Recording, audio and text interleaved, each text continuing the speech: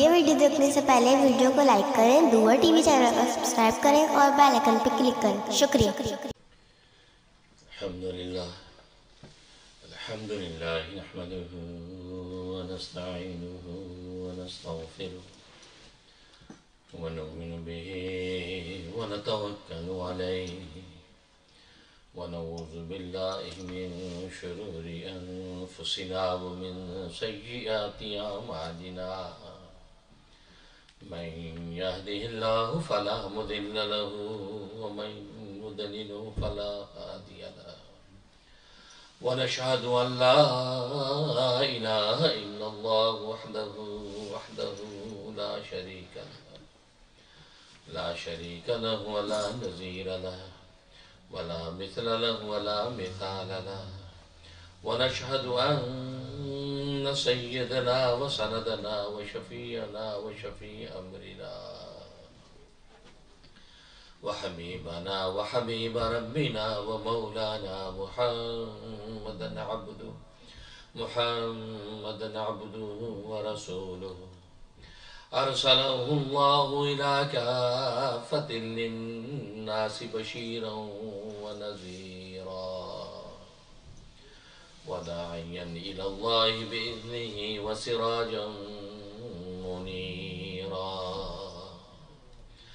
अम्मा बाद फ़अऊज़ु बिल्लाहि मिनश शैतानिर रजीम। बिस्मिल्लाहिर रहमानिर रहीम।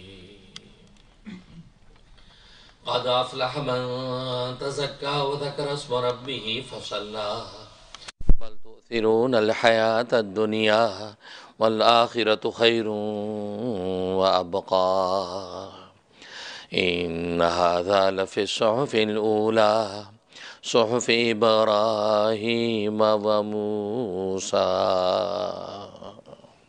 सदक़। बुज़ुर्गान मोहतरम, बिरादरान अज़ीज़ और मेरी इस्लामी बहनें, अल्लाह तबारक व तआला ने इंसान के काम और इनाम के एतबार से दो आलम पैदा किए हैं। एक आलम इंसान के काम के लिए है, दूसरा आलम इंसान के इनाम के लिए है। वो आलम जो इंसान के काम के लिए अल्लाह तबारक व तआला ने पैदा किया है, उस आलम को आलम दुनिया कहते हैं, और वो आलम जो इंसान के इनाम के लिए पैदा किया है, उस आलम को आलम आखरत कहते हैं। तो गोया कि बुनियादी तौर पर ये दो आलम अल्लाह तबारक व तआला ने पैदा किए। एक आलम दुनिया पैदा किया, दूसरा आलम आखरत पैदा किया। यही वजह है कि आलम दुनिया को दारुल अमल कहते हैं, कि क्योंकि ये काम का आलम है, अमल का आलम है। इस दुनिया में इंसान अमल करता है। और आखरत को दारुल फ़ज़ल कहते हैं, कि वो फ़ज़ल और इनाम का आलम है। वहाँ अल्लाह तबारक व तआला दुनिया की इस अमल का बदला और इनाम अता फ़रमाते हैं। तो गोया कि ये दो आलम है। एक आलम दुनिया जो दारुल अमल है, जिसमें इंसान अमल करता है, और अजीब बात यह है कि हर इंसान दुनिया में अमल के लिए पैदा किया गया है, और कोई भी इंसान ऐसा नहीं कि जो अमल ना करता हो। भले अच्छा अमल करे, भले बुरा अमल करे, अमल ज़रूर करता है। भले वो नेकियां करे, भले वो बुराइयां करे, लेकिन करता ज़रूर है। इसलिए इस आलम को दारुल अमल कहा जाता है, कि जिसके अंदर इंसान अमल करता है। फिर अमल भले तकवीनी अमल करे या तशरीई अमल करे। तकवीनी अमल का मतलब ये कि इस कायनात में जीने और रहने के अमल। इंसान दुकान खोल कर बैठा है, काश्तकारी कर रहा है, कोई चीज़ बेच रहा है, कोई चीज़ ख़रीद रहा है, खा पी रहा है, पैन ओढ़ रहा है। तो इस कायनात के अंदर शब व रोज़ के इंसान जो काम करता है, जिसका ईमान और कुफर से कोई ताल्लुक़ नहीं है, इंसान की ज़रूरत है, उन अमल को करता हुआ नज़र आता है। दूसरे वो अमल जो तशरीई अमल है, जो शरीयत के अमल हैं, उसके लिए ईमान ज़रूरी है। कहीं नमाज़ पढ़ता नज़र आता है, कहीं रोज़ा रखता नज़र आता है, कहीं ज़कातें बाँटता नज़र आता है, कहीं हज के लिए लब्बैक अल्लाहुम्मा लब्बैक के नारे लगाता नज़र आता है, कहीं किसी की खिदमत करता नज़र आता है, कहीं सजदों में पड़ा है। तो गोया कि ये इबादतें जो इंसान करता नज़र आता है, ये वो तशरीई अमल हैं कि जो इंसान करके अल्लाह तबारक व तआला के यहाँ अजर का मुस्तहिक़ बनता है। तो गोया कि दो ही तरह के अमल इंसान करता है, या तकवीनी अमाल करता है या तशरीई अमाल करता है। फिर तकवीनी और तशरीई अमाल में अच्छे अमाल करता है या बुरे अमाल करता है, लेकिन हर इंसान करता है अमल, अमल से बाहर कोई नहीं है। यही वजह है कि हदीस में आता है कि अल्लाह तबारक व तआला के नज़दीक दो नाम बड़े महबूब हैं, एक अब्दुल्ला और दूसरा अब्दुर्रहमान। ये दो नाम अल्लाह को बड़े महबूब हैं, क्योंकि ज़ाहिर है कि दोनों में अल्लाह की आबदियत का इजहार है। कि अब्दुल्ला का मतलब अल्लाह का बंदा, तो अल्लाह को चूँकि आबदियत और बंदगी अल्लाह की बहुत मतलूब है, इसलिए ये नाम अल्लाह को बड़ा महबूब। दूसरा अब्दुर्रहमान, उसमें अल्लाह तबारक व तआला की आबदियत के साथ अल्लाह तबारक व तआला के रहमानियत का भी ज़िक्र है कि वो ज़ात रहमान भी है। रहमान का मतलब ये काफिर मोमिन दोनों को नवाजती है, वो काफिर को भी देती है, मोमिन को भी देती है, यहाँ तक कि जो उसकी ज़ात को मानता भी नहीं है, दारिया है, कम्युनिस्ट है, उसको भी देती है।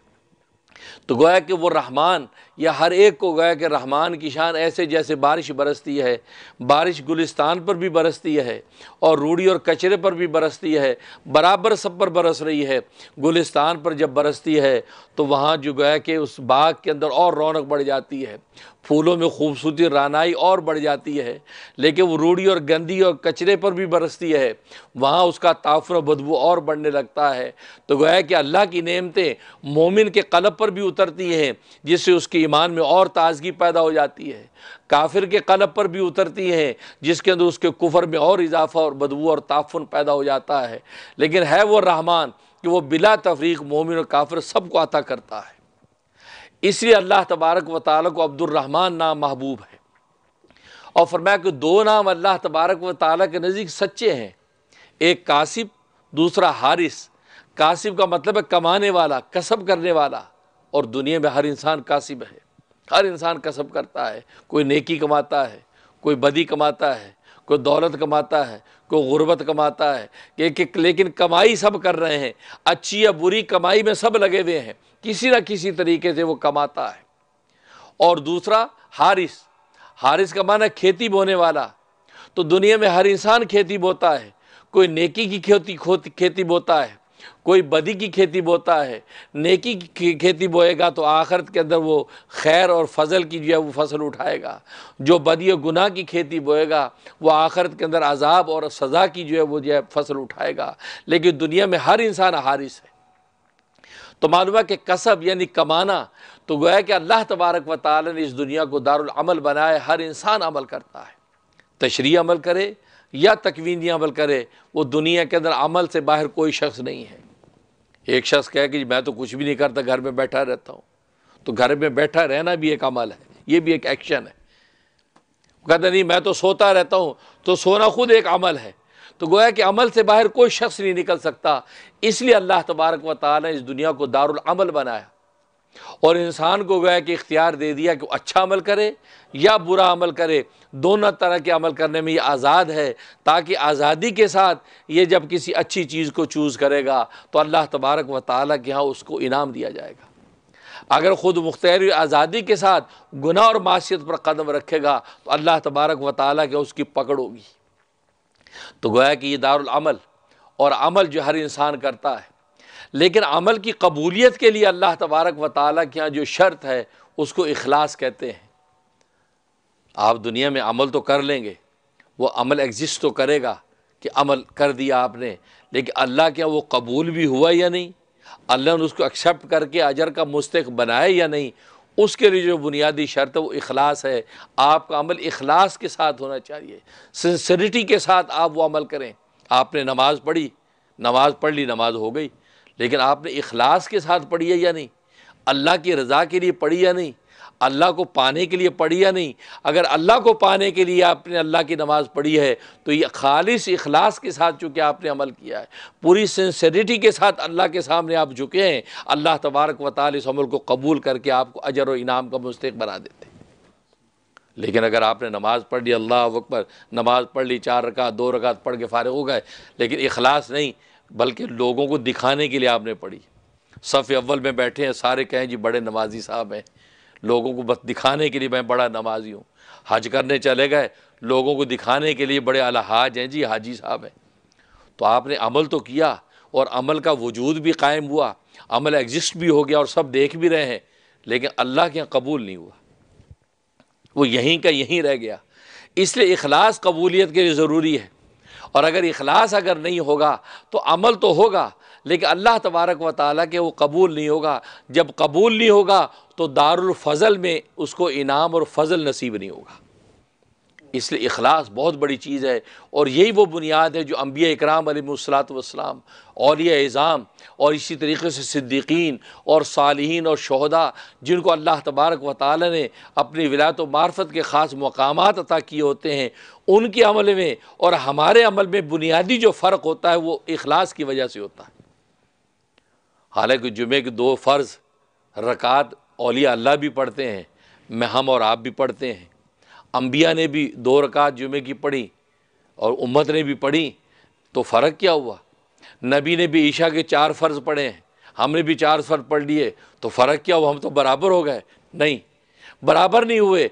ज़ाहिरी नज़र में उस अमल की क्वांटिटी तो सेम नज़र आती है लेकिन क्वालिटी में फ़र्क पड़ जाता है, और क्वालिटी में जो फ़र्क पड़ता है वो इखलास की वजह से पड़ता है, सिंसिरिटी की वजह से पड़ता है। अल्लाह का नबी जब नमाज के लिए खड़ा होता तो उसके इखलास का क्या आलम है कि सारी कायनात उसकी कीमत नहीं अदा कर सकती। लेकिन मैं और आप जब नमाज में खड़े होते हैं तो नमाज में खड़े हैं, एक तो ये दुनिया को दिखाने का ध्यान कि लोग कहें जी माशाल्लाह बड़ा नमाजी है, और दूसरा नमाज के अंदर ख्यालात, सारी दुनिया की चीज़ नमाज के अंदर सोच रहे हैं। इमाम जो क़िरात कर रहा है उस पर ध्यान नहीं, इमाम जो अल्लाह अकबर कर रहा है उस पर ध्यान नहीं, बल्कि बस दाएँ बाएँ सारे झुक रहे हैं, तो ये भी झुक गया लेकिन सोच उसकी किसी और जगह पर है। तो ये नमाज अल्लाह की हकीकत में नमाज नहीं। हाँ, आप नमाज से जब फारिग होंगे तो मुफ्ती फतवा ये देगा कि जी आपने नमाज अदा कर ली, जी मेरी नमाज हो गई, जी हो गई, तो नमाज तो हो गई, उसका वजूद भी कायम हो गया, लेकिन अल्लाह तबारक व ताला के कबूल नहीं हुई, क्योंकि उसमें इखलास नहीं था, उसमें वो ध्यान और तवज्जो नहीं थी कि जिस अल्लाह के लिए आप नमाज पढ़ रहे हैं उसके साथ आपका क्या राब्ता है। इसको कहते हो इखलास। तो गोया कि अम्बिया इकराम अलैहिमुस्सलातु वस्सलाम और उम्मत के अमल में बुनियादी फ़र्क ये हो जाता है कि नबी जब एक सजदा करता है तो उसके इखलास का आलम ये होता है कि सारी कायनात उसकी कीमत नहीं बन सकती। इतने इखलास के साथ, इतनी तवज्जो और ध्यान के साथ गोया कि वो अल्लाह को देख देख के सजदे करता है, गोया कि अल्लाह को देख देख के रुकू में झुकता है, गोया कि अल्लाह को देख देख के तशहुद में बैठता है, गोया कि अल्लाह को देख देख के क़ियाम में निगाह झुका के खड़ा होता है। गोया कि इखलास इतना आला दर्जे का होता है कि वो अल्लाह के सिवा उसको कुछ नज़र नहीं आता। ये वो नमाज, तो यही वजह तो हमारी नमाज़ों में और अम्बिया औलिया की नमाज़ों में और इबादतों में बुनियादी फ़र्क इखलास की वजह से होता है। इसलिए अम्बिया किराम अलैहिमुस्सलातु वस्सलाम भी इसी बात पर जोर देते, इखलास के साथ, इखलास और सिंसिरिटी के साथ ईमान भी कबूल किया, इखलास के साथ। अगर ईमान कबूल कर लिया, इखलास नहीं है बल्कि उसके अंदर रिया और मुनाफ़क़त है, तो सूरत मुनाफिकून जैसी सूरतें उतरती हैं जिसके अंदर अल्लाह तबारक व ताला ऐसे अहले ईमान को जो सफ़ अव्वल में नमाज़ें पढ़ते नज़र आ रहे हैं, अल्लाह उनको मुनाफिकीन कहता है कि ये मुनाफिक हैं, इनके अंदर कुफर है। ये ज़ाहिरी ज़बान से कह रहे हैं अशहदु अल्ला इलाहा इल्लल्लाह व अशहदु अन्ना मुहम्मद रसूलुल्लाह, ज़ाहिरी ज़बान से ईमान ला रहे हैं लेकिन क़ल्ब के अंदर इनके कुफर है। ये सिर्फ दुनिया के बेनिफिट्स हासिल करने के लिए अपने आप को मुसलमान शो करके मुसलमानों की सफ़ों के अंदर हैं ताकि उनको मुसलमानों वाले माले गनीमत मिल जाए, मुसलमानों वाली इज़्ज़त मिल जाए। हालांकि बज़ाहिर ईमान भी लाए और नमाज में सफ़ अव्वल में खड़े हैं ये मुनाफ़िकीन, लेकिन अल्लाह तबारक व तआला के कबूल नहीं है बल्कि रद्द किया जा रहा है। बस यही वो कसौटी और मेयार है कि आज हम जब कोई अमल करें तो देखिए इखलास किस दर्जे का है, सिंसिरिटी हमारी किस दर्जे की है। हम नमाज़ पढ़ने के लिए जो चले हैं इसकी में सबसे पहले नीयत को मुतय्यन करो। घर से नमाज़ पढ़ने चलो, नीयत या अल्लाह ज़ोहर की नमाज़ पढ़ने चला हूँ, फजर की नमाज़ पढ़ने चला हूँ, या अल्लाह जुमे की नमाज़ पढ़ने चला हूँ खालिस तेरी रज़ा के लिए, और कोई मेरी नीयत नहीं है। अगर इसके अंदर कोई और फतूर है तो या अल्लाह फतूर नीयत से मैं तौबा करता हूँ, मैं खालिस तुझे राज़ी करने के लिए नमाज़ पढ़ने जा रहा हूँ जुमे की। ये नीयत पहले मुतय्यन करें। लेकिन होता ही है कि आजकल हम बस इतने हंगामे हैं काम के कामों में लगे ये मैं जुमे पे जा रहा हूँ, यार ये सामान उधर कोई डब्बे बंद करो या अलमारी बंद करो या दुकान के तुम अल्लाह नहीं, इतनी उजरत की जरूरत नहीं। एक लम्हे के लिए अपनी नीयत को मुतय्यन करो। होता है लोग जुमे के लिए आते हैं, दुकानें बंद करके आते हैं या वहाँ किसी असिस्टेंट को लगा के आते हैं, जो सिस्टम मुसलमान नहीं है, मसलन यहाँ अमेरिका यूरोप की दुनिया में किसी स्पेनिश को खड़ा कर दिया, किसी हिंदू को खड़ा कर दिया, भाई ये स्टोर देखना, मैं नमाज जुमा पढ़ के आ रहा हूँ, तो लेकिन वो मुतय्यन नहीं करता नीयत, हबड़ धबड़ में किया और निकला आगे मस्जिद में, अल्लाह अकबर नहीं। एक लम्हे के लिए अपने आप को मुतवज्जह कर दो अल्लाह की तरफ, या अल्लाह जुमे की नमाज़ पढ़ने जा रहा हूँ खालिस तेरी रज़ा के लिए, और कोई मकसद नहीं है। अगर मेरी इस नीयत में कोई फतूर है तो या अल्लाह मैं उससे तौबा करता हूँ, मुझे माफ़ कर दे, मैं तुझे राज़ी करने के लिए सच्ची नीयत से जुमे के लिए जा रहा हूँ। भाई ये नीयत मुतय्यन की, अब आप कदम बढ़ाएं। तो इस नीयत की वजह से अल्लाह तबारक व ताला आपके एक एक कदम पर नेकियां आपके लिए मुतय्यन करते चले जाएंगे, और जुमे के नमाज के अंदर आप तशरीफ़ लाएंगे, हाजिर होंगे, तो ऐसे लगेगा गोया कि अल्लाह तबारक व ताला से आप मुलाकात करने आ गए हैं। क्योंकि जन्नतों में भी जुमे का दिन होगा कि जिसमें अल्लाह तबारक व ताला के दीदार हुआ करेगा। हर जुमे के दिन के अंदर जिसको कुरान ने यौमुल मज़ीद कहा है, तो यौमुल मज़ीद यानी जुमे का दिन होगा कि जिसके अंदर जो है वो सब अहले ईमान और जन्नती अल्लाह का दीदार करेंगे, अपनी आंखों से अल्लाह को देखेंगे। और हदीस में आता है जब अल्लाह का दीदार करेंगे तो अपनी जन्नत की नेमतों के लज़्ज़त व लुत्फ़ को भूल जाएंगे।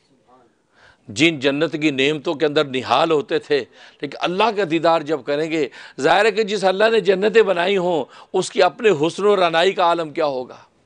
जिसे जन्नतों को हुस्न जमाल बख्शा हो, जिसे हूरों के अंदर लज्जत और लुत्फ़ रखे हों, उसकी अपने लज्जत और लुत्फ़ का आलम क्या होगा। उसको दीदार करेंगे तो अहले जन्नत बेहोश हो जाएंगे, बेहोश हो जाएंगे।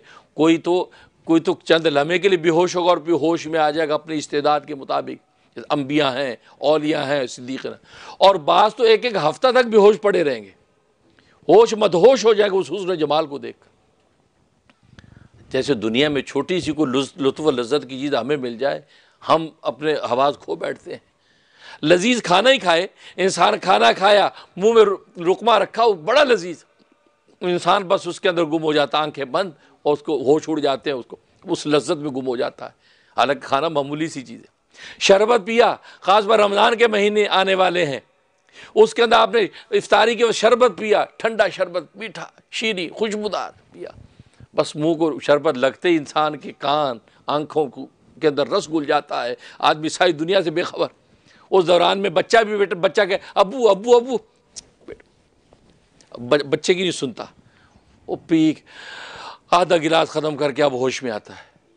यार ये मामूली सी चीज़, जिस ज़ात की मखलूक के अंदर लुत्फ़ व लज़्ज़त का आलम यह कि इंसान होश खो बैठता है, जिस अल्लाह को देखेंगे होशों का आलम क्या होगा।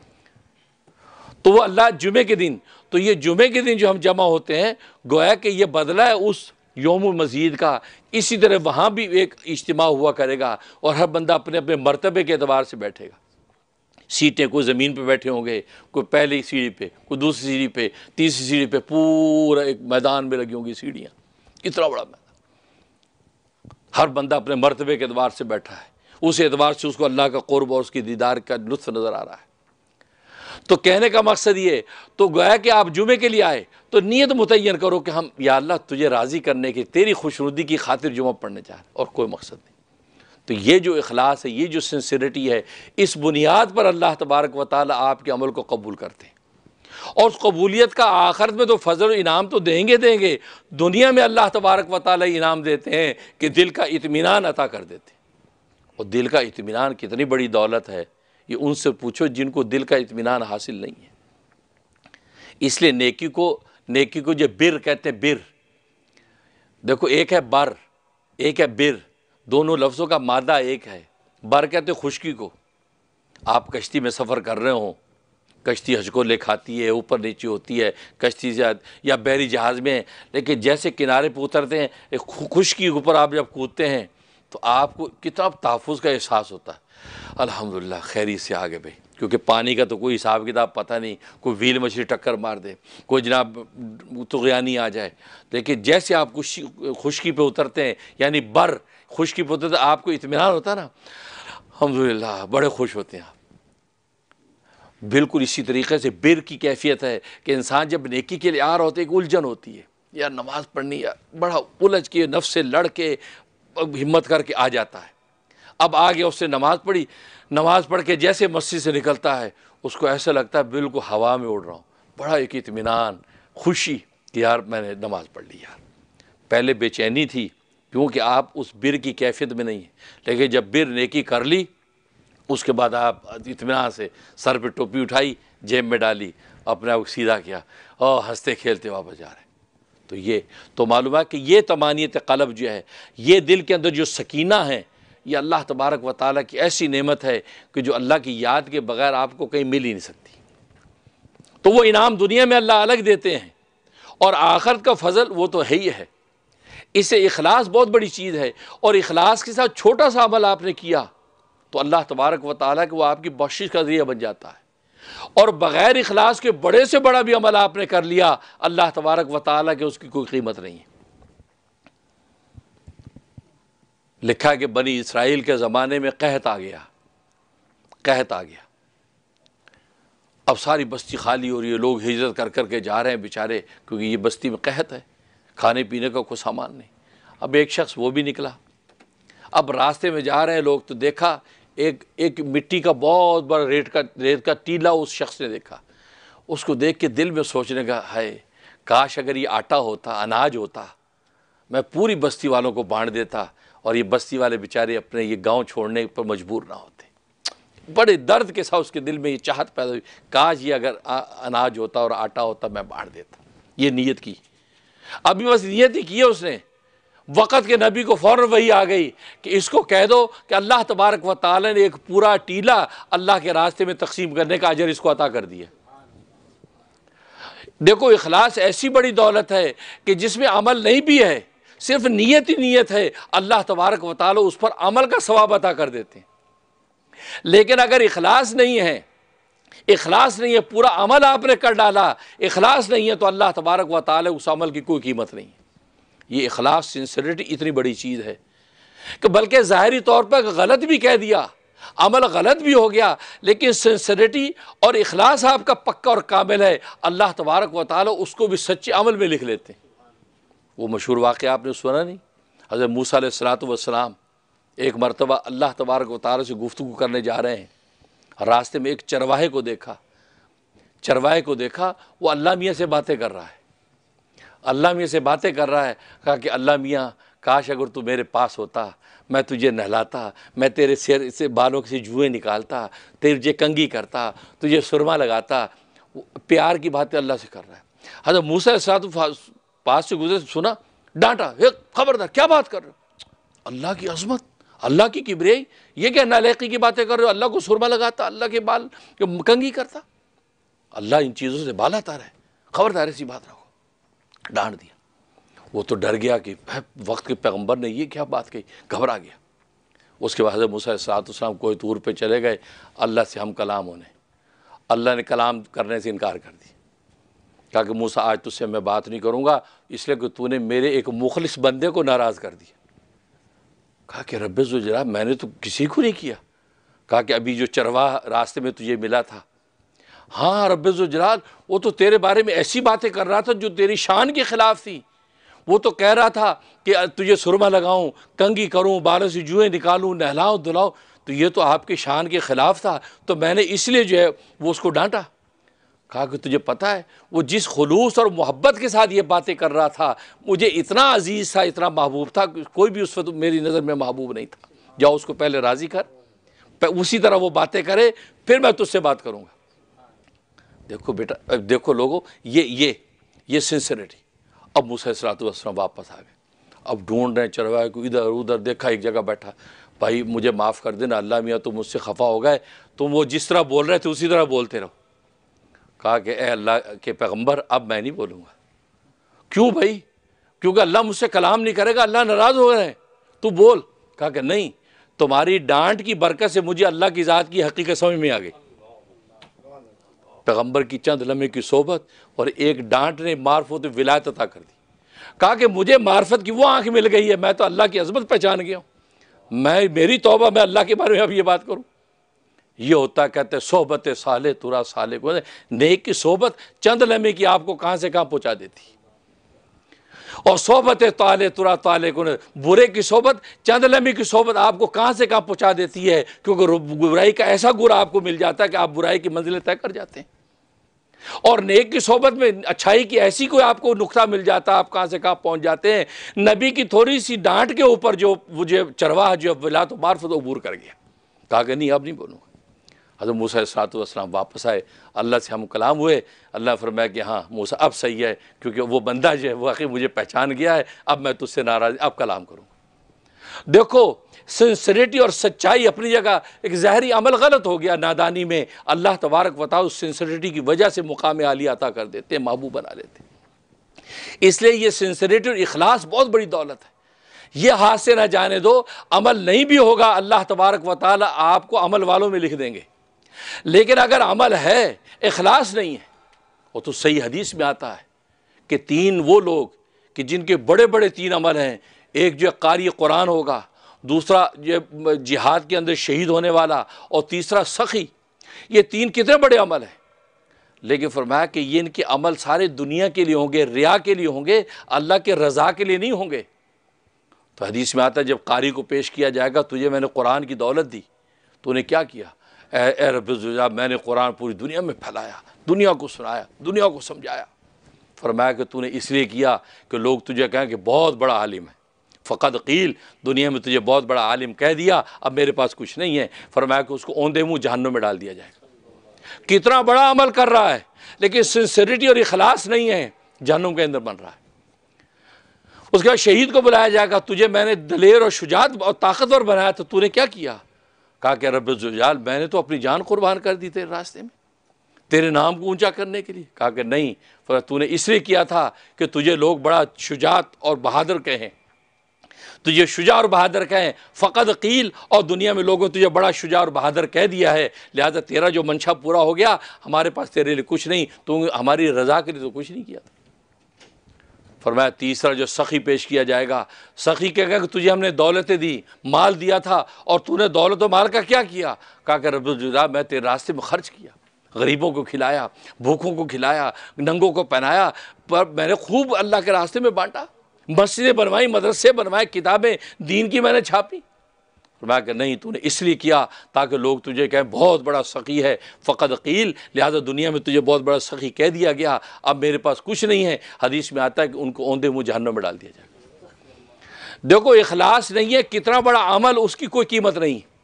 इसलिए ये इखलास भाई, ये वो बुनियाद है जो हम में और अल्लाह वालों में फ़र्क पैदा करती है। अल्लाह वाले हर अमल को इखलास और सिंसियरिटी की बुनियाद पे करते हैं, छोटे छोटा अमल। इमाम अबू दाऊद रहमतुल्लाह ताला दरिया के किनारे पर खड़े हैं, एक कश्ती सामने से गुजरी, उस कश्ती में एक शख्स को छींक आ गई। जब छींक आती है तो आपको पता है कि सुन्नत कहा जाए अल्हम्दुलिल्लाह, ये कहें अल्हम्दुलिल्लाह कहें। अब जो ये सुने अल्हम्दुलिल्लाह, वो जवाब में कहा यरहमुकल्लाह, उसने कहा अल्लाह तेरा शुक्र है, ये कहे यरहमुकल्लाह, अल्लाह तुझ पर रहम करे, जवाब में ये कहे। फिर छींक वाले ने सुना तो वो कहे यरहमुकल्लाह, वो कहे यहदीकल्लाह, अल्लाह तुझे हिदायत पे कायम रखे। ये एक मसनून अमल है।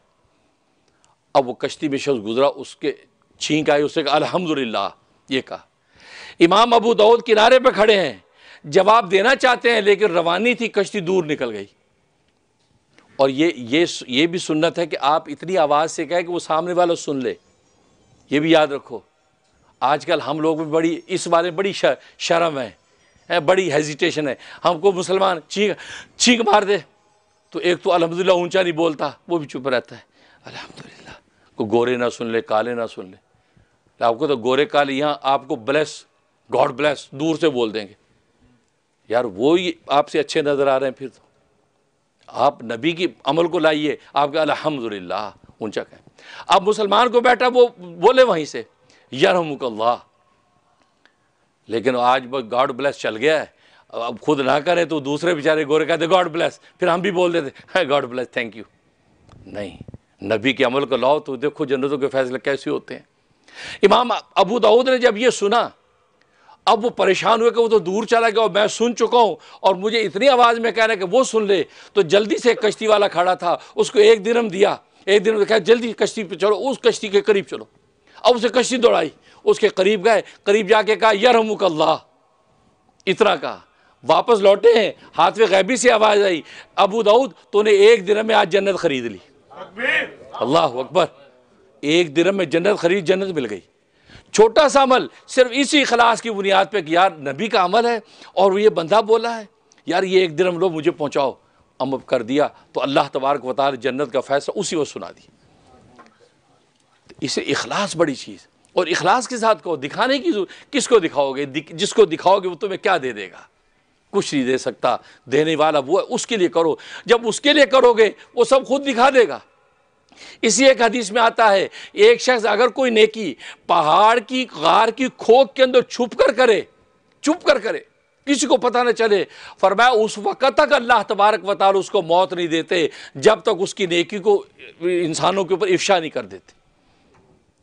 यही वजह कि आज वाक़यात नहीं पढ़ते, फ़लाँ अल्लाह वाले ने फ़लाँ गार के अंदर बैठ के 40 साल इबादत की, फ़लाँ अल्लाह वाले। ये किसने मशहूर किया? ये मेरे अल्लाह ने। वो छुपी हुई की इबादतें कहाँ से कहाँ आज पहुँच रही हैं। ये अल्लाह का वादा है कि छुप कर इबादत करना तुम्हारा काम है, दुनिया को दिखा कर जो तुम्हारे मकाम वो बढ़ा देना मेरा काम है। आप मेरा काम ना करो, आप अपना काम करो। और आज हमारी हालत ये है, आज हमने जो है दुनिया में इफ्शा करने का अल्लाह का काम अपने हाथ में ले लिया और अपने काम को खोटा कर दिया। यही वजह कि अल्लाह तबारक व तआला की तरफ से कोई इनाम नहीं। इखलास इतनी बड़ी दौलत। तो इखलास और यूनिट इखलास के साथ जब करता है तो अल्लाह तबारक व तआला कैसे कहाँ से कहाँ पहुँचा देते। अल्लामा बहाउद्दीन इब्न अकील मिस्री रहमतुल्लाह अलैह वो फरमाते मैं बहुत गरीब था। गुरबत का हल आलम यह कि फ़ाक़े उनकी लिखी हुई किताब में उलमा पढ़ते हैं, इतना बड़ा अल्लामा है। कहा कि एक मरतबा मैं तवाफ़ कर रहा था खाना काबा का, तो मैंने देखा एक कीमती हार, हीरे जवाहरात सोने का कीमती हार गिरा हुआ है। मैंने उठा लिया। मेरे दिल ने कहा लोभी तुझे तो खुदा की तरफ से मिल गई नुसरत भाई, है अल्लाह के घर में मिला तो भाई अल्लाह नहीं भेजा होगा ना भाई, है। जैसे वो लिखा ना हज़रत हकीमुल उम्मत मुजद्दिद मिल्लत मौलाना अशरफ अली थानवी रहमतुल्लाह ताला ने वाक़या कि हिंदुस्तान में एक बस्ती में मस्जिद थी, तो मस्जिद में ज़ाहिर है कि आपको लाउड स्पीकर होता है, छोटी मोटी चीज़ें होती हैं। एक चोर आया, चोर ने लाउड स्पीकर उठाया, ये वो सारी उठा के बांधा और चोरी करके चला गया और एक पर्चा मिंबर पे लिख के चला गया, पर्चा मिंबर पे। अब फजर में जब लोग आए, देखो तेरी ये क्या हुआ, स्पीकर गायब, सब कुछ गायब, ये चोरी हो गई भाई, ताला भी टूट गया। लोगों ने कहा ये पर्चा पड़ा है यार मिंबर पे। पर्चा उठा के देखा, पता क्या लिखा? कहा कि अल्लाह का सामान अल्लाह के घर से लेके जा रहा हूँ, तुम्हारे बाप के घर से नहीं ले जा रहा, कोई मेरा पीछा ना करे। तो आज मस्जिद से जूती उठाने वाला ये सोचता है भाई अल्लाह के घर से उठाइए भाई, तुम्हारे बाप की है, और रब्बा के घर से ली, अब्बा के घर से तो नहीं ली। तो ये सोचता है। तो हम होते तो ये सोचते कि अल्लाह मियाँ देखो मेरी गुर्बत पर अल्लाह ने हार भेज दिया, लेकिन नहीं, ऐसे नहीं भेजता। तो खैर वो जनाब उसने लिया, तो दिल में आया कि भाई गुर्बत मिटाओ, अच्छा मौका है। फिर कहा नहीं ये तो चोरी है, बददियानती है। तो मताफ में खड़े होकर कहते मैंने ऐलान किया, कहा कि भाई ये एक कीमती हार मुझे मिला है, किसका है भाई ले लो। जब मैंने आवाज़ लगाई तो एक नाबीना आदमी, उससे कहा मेरा है मेरा। अब मेरे नफ्स और मलामत क्या करना है कि तो था भी नाबीना, इसको तो पता भी नहीं चलना था, तू इसको वापस कर रहा हो, बड़ा मुझे अफसोस। लेकिन फिर कहा नहीं, अल्लाह को क्या जवाब दूंगा। मैंने वो हार उसको दे दी, बात ख़त्म हो गई। अब वहाँ से मैं तवाफ़ करके निकला तो हल्ला का एक मुकाम, गालबन मुल्क शाम के करीब हल्ला का मुकाम, मैं वहाँ उस बस्ती में गया तो पता चला यहाँ बस्ती के इमाम साहब का इंतकाल हो गया है, यहाँ इमामत के लिए कोई आदमी चाहिए। मैं जब पहुँचा तो मुझे हुलिया देख के लोगों ने कहा जी आप भी मौलाना लगते हैं, आप नमाज़ पढ़ाइए। मैंने जब नमाज़ पढ़ाई तो उनको भी नमाज़ बड़ी अच्छी लगी कि इमाम साहब ने रात इतनी अच्छी की, बड़ी अच्छी नमाज़ पढ़ाई।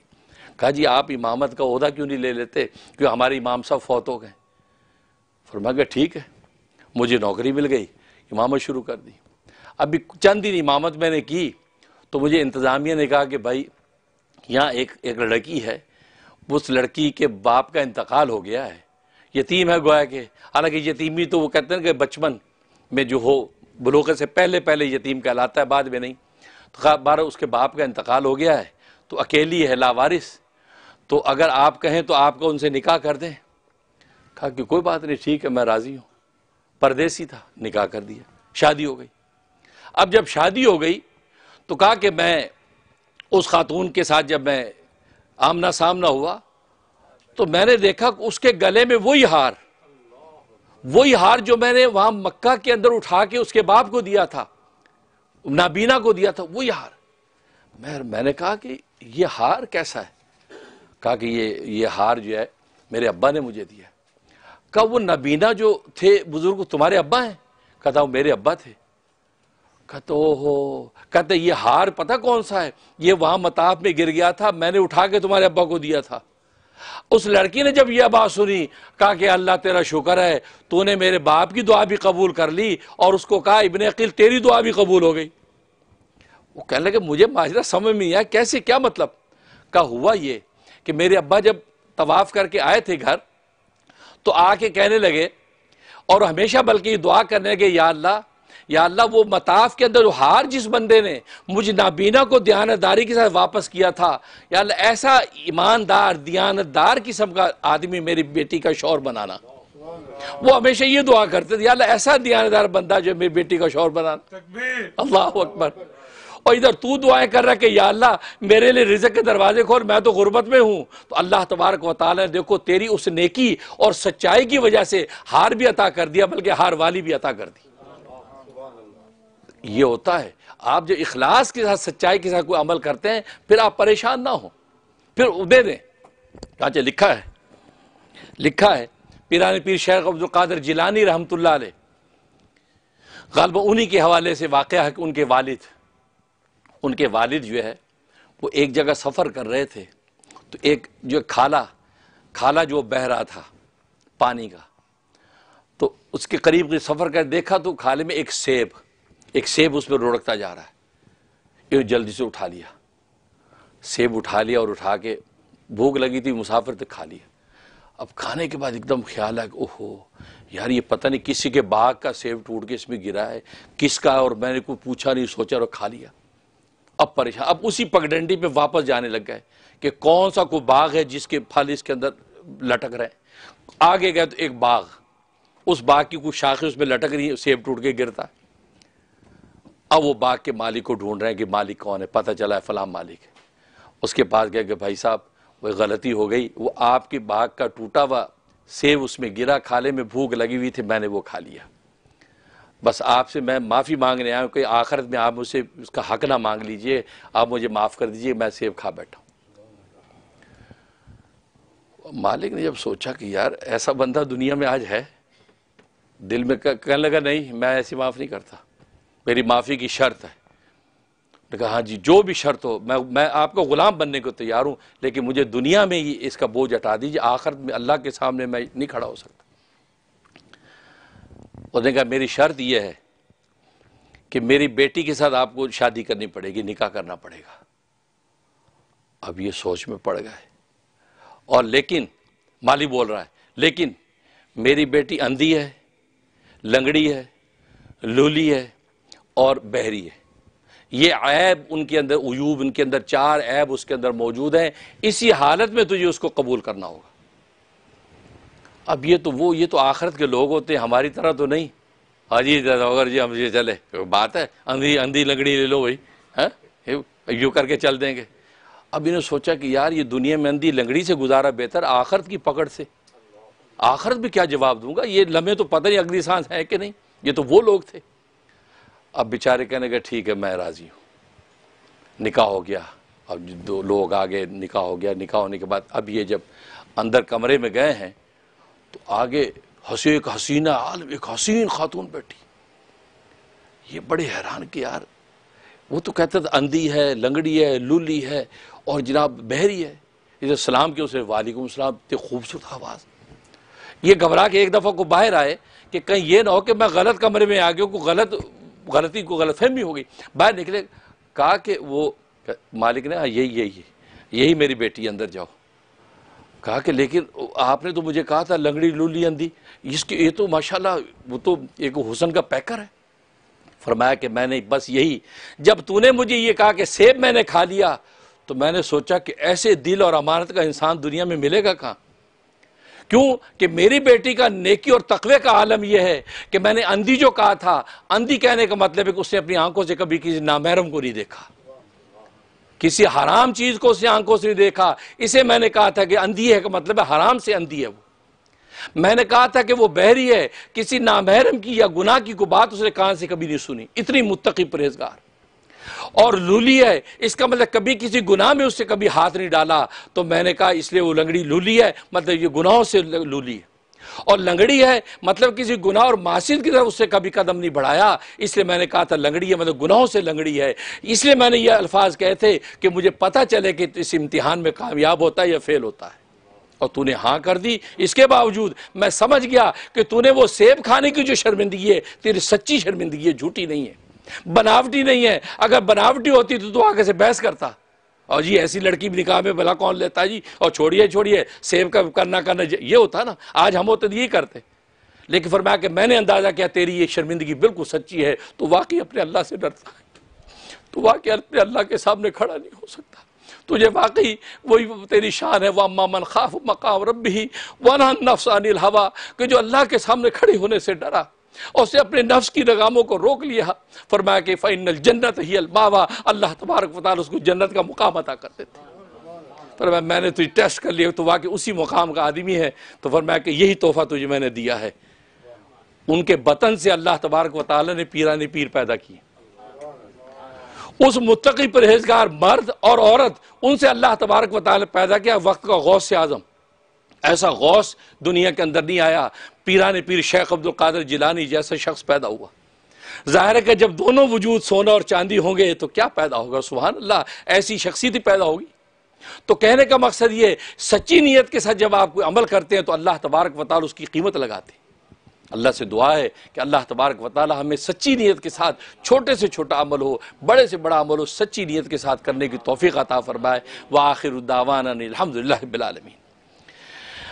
आज का खुतबा स्पॉन्सर किया है अटलांटा जॉर्जिया से डॉक्टर समीना भट्टी साहिबा ने। हम दुआ गो हैं कि अल्लाह तबारक व तआला डॉक्टर समीना भट्टी साहिबा को जो आफ़ियत दारैन अता फरमाए, उनकी मुश्किलात को आसान फरमाए, उनको उनके शौहर डॉक्टर वहीद भट्टी इन दोनों को ज़ाहिरी बातरी दौलतों से माला माल फरमाए।